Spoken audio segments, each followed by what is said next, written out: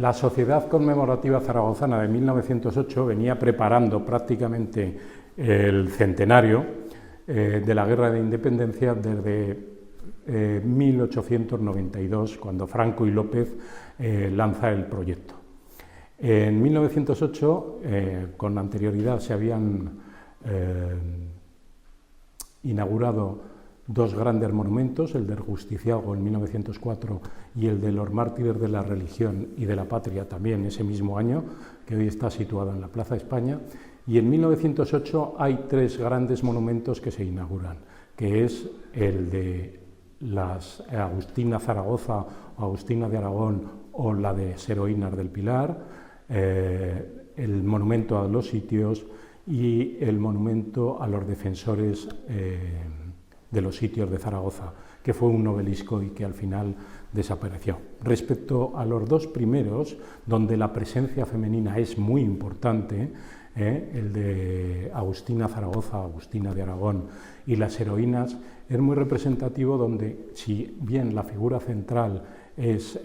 esa catalana que es Agustina Zaragoza y Doménez, que conocida por Agustina de Aragón, el resto de las heroínas de la ciudad de la defensa están representadas: la condesa de Bureta, Casta Álvarez, Manuela Sancho, Agustina, bueno, una serie de... no recuerdo ahora todo eso. Vamos a ver, es que, perdona, ¿sabes lo que pasa? Que no me acordaba de los nombres. Cortas, vale. Es decir, donde las figuras fundamentales son Agustina de Aragón y la condesa de Bureta, también Josefa Amad y otras representantes. Lo más importante de ese monumento es cómo hay una especie de consenso entre el liberalismo progresista y el liberalismo conservador de la ciudad, representado en esa sociedad conmemorativa, para que la imagen de la ciudad quede representada, por una parte, lo que es la heroína popular progresista, que su mito se construirá a lo largo de todo el siglo XIX, como es Agustina de Aragón, representante un poco del pueblo zaragozano, pero también las aristócratas. Y las aristócratas, por encima de cualquier otra, está representada por la condesa de Bureta. De hecho, uno de los más importantes representantes de esa ciudad, de esa sociedad conmemorativa,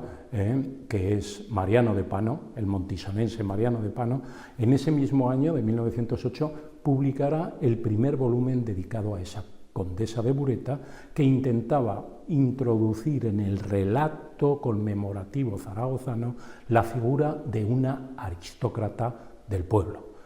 La condesa de Bureta, casada con el regente Pedro María Ric, y que se convertirá en una referencia para esa construcción del relato conservador, y que al final será el relato que triunfe. De hecho, en la segunda gran escultura, esta primera escultura la hace Mariano Benlliure, el gran escultor, el escultor que más esculturas hace en toda la historia de la representación monumental española, del arte edilicio español, y el segundo es Agustín Querol, que en Zaragoza es el catalán Agustín Querol, que en Zaragoza tiene mucho éxito. De hecho, en 1904 el Cabildo lo había contratado, Florencio Jardiel Dovato, personaje fundamental, lo había contratado para hacer la escultura de la plaza. En estos momentos se encuentra en la Plaza de España, los mártires de la religión, muy importante, y de la patria, y en 1908 lo contratan para levantar la escultura que va a ser la más importante de toda la Zaragoza del momento. Es la escultura de los sitios de Zaragoza, que se encuentra al comienzo en la plaza en el momento de entrada de la exposición de 1908. Es una escultura fundamental, con la representación de Zaragoza por encima de todos, pero con tres imágenes: Agustina de Aragón, Palafox y la condesa de Bureta. Es muy significativo como un consenso en la construcción del relato, aunque luego será el relato conservador el que triunfe en 1958 y en el 2008, que son las tres grandes fechas conmemorativas de este acto. Zaragoza se convierte en un centro fundamental de las conmemoraciones nacionales españolas. En esa dinámica que es la construcción de la cultura nacional que se produce a lo largo del siglo XIX, en esa dinámica de una construcción de una cultura nacional plural, heterogénea, donde había elementos del catolicismo pero también del republicanismo. Nunca deberemos esperar a la guerra civil para que esa cultura nacional española sea unívoca. En el XIX es una cultura diversa, heterogénea, vuelvo a repetir. La conmemoración constituye un elemento fundamental en la construcción de esa religión civil que van a ser las políticas de la memoria, las conmemoraciones.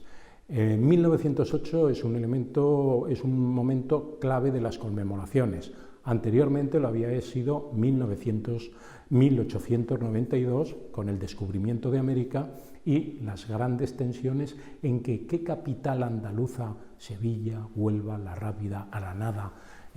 se convierten en la capitalidad de esa conmemoración. En 1908 prácticamente no hay duda. Es un momento fundamental y Zaragoza asume esa capitalidad. Segismundo Morez en Madrid, después del proyecto que había lanzado en 1892 Franco y López,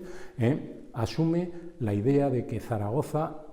tiene que ser la capital de ese hecho conmemorativo que además va a revitalizar el discurso del nacionalismo español que estaba en horas bajas tras 1898, y entonces en 1907 en el Parlamento vota el dinero que tiene que subvencionar la gran conmemoración de 1908, la exposición hispano-francesa, que va a tener dos partes. Por una parte, un componente laico. De hecho, Basilio Paraíso, que es el gran impulsor, el presidente de la Cámara de Comercio, el hombre regeneracionista que había participado primero empresario en la Veneciana y luego presidente de la Cámara de Comercio, que había participado con Costa en ese regeneracionismo económico y político de la nación. En 1908 Zaragoza se convierte pues en parte de ese relato revitalizador del nacionalismo español y crea, por una parte, la gran exposición hispano-francesa. De hecho, en el monumento que se le levantará en 1911 a Paraíso, detrás pone paz y concordia, que era la idea que tenía el empresario. Quiere establecer relaciones económicas con Francia en paz y concordia, pero al mismo tiempo, en paralelo, hay un relato que viene de determinados sectores de la sociedad conmemorativa zaragozana, muy influidos por el mundo católico, y la personalidad de Florencio Jardiel Dovato,